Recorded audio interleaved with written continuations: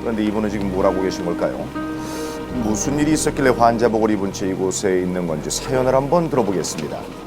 제 인생에 있어서 정말로 추억이 될 수 없는 그런 사고일 겁니다. 어떤 사고일지 확인을 해보겠습니다. 해가 점점 지고 있던 시간, 제보자의 야간 출근길입니다. 자, 그런데 바로 이게 웬 날벼락인가요? 눈 깜짝할 사이 차가 도로 밖으로 떨어지고 말았습니다. 어떻게 당시에 의식은 있었나요? 가슴이 받쳐서 가슴을 잡고 그냥 비명을 지르고 있었죠. 네, 제보자에게 충격이 어느 정도였을지 상상이 가십니까? 차량 에어백이 터지면서 제보자는 목숨을 건질 수 있었습니다. 그런데 왜 이런 사고가 일어난 걸까요? 더 이상 움직이면 저는 이제 농로로 떨어지는 상황이었고 저 차는 중앙선을 완전 넘어온 상태였으니까 제 같은 경우에는 갈 데도 없었어요, 솔직히. 아, 죽었다는 느낌이 들었고. 사고 당시 현장 사진입니다. 제보자뿐만 아니라 상대 차량 역시 피해가 만만치 않은데요. 두 차량 모두 운전자들이 많이 다치지 않은 게 그나마 천만다행입니다.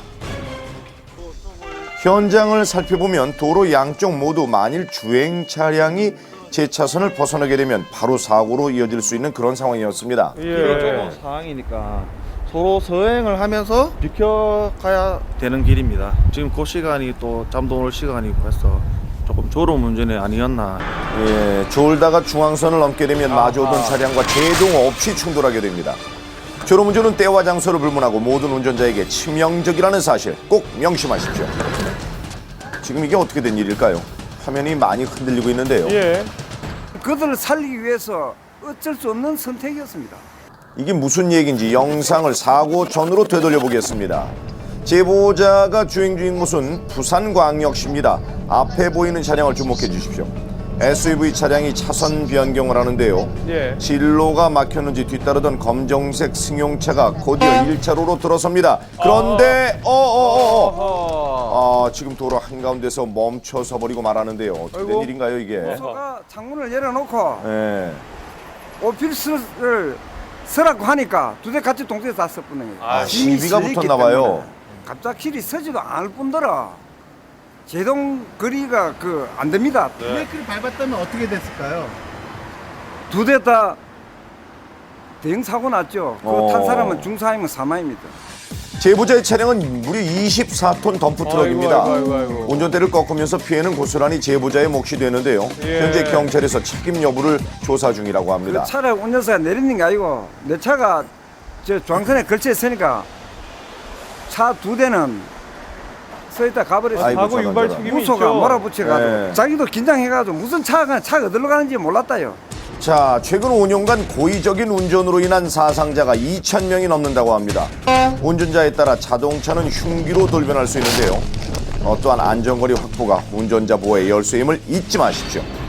여기는 경상남도 양산입니다. 옆에 가고 있는 승용차 지금 보이시죠? 제보자의 차량이 횡단보도를 지나자마자 갑자기 차선을 넘어왔습니다. 놀란 제보자가 이를 피하려다 아하, 중앙분리대 화단을 들이받고 말하는데요. 네, 제보자가 옮겨진 곳은 병원이었습니다. 수술이 불가피한 상황이었습니다. 턱 쪽이 아이고. 핸들에 부딪혀서 이가 안으로 밀려 들어간 많이 다치셨네요. 뒷좌석에 있던 아이를 데리고 일단 화단 쪽으로 올라갔습니다. 아이까지 아기가 있었군요. 처음에 차 출발할 때는 앞좌석에 앉아 있었는데 햇빛이 너무 강하게 들어와서 그 뒷좌석으로 옮겨주고 다시 출발하고 30초, 한 1분 만에 그렇게 사고가 났거든요. 아기가 앞자리 앉아 있었으면 저보다 아마 더 크게 그럼요. 다치지 아이고. 않았을까. 사고를 유발한 뒤 자신이 피해를 입지 않았다고 해서 자리를 떠나면 절대 안 됩니다. 이 사실을 알고도 현장을 이탈했다면 뺑소니로 처벌될 수 있는데요. 일단 진행을 멈추고 부상자 구호에 힘써야 하는 게 운전자의 의무이자 자격입니다. 꼭 명심하십시오. 동부간선도로입니다. 한 차량이 제보자를 앞질러 가는데요. 그런데 갑자기 휘청이기 시작하더니 어이구, 결국 다른 차로로 넘어가 버렸습니다.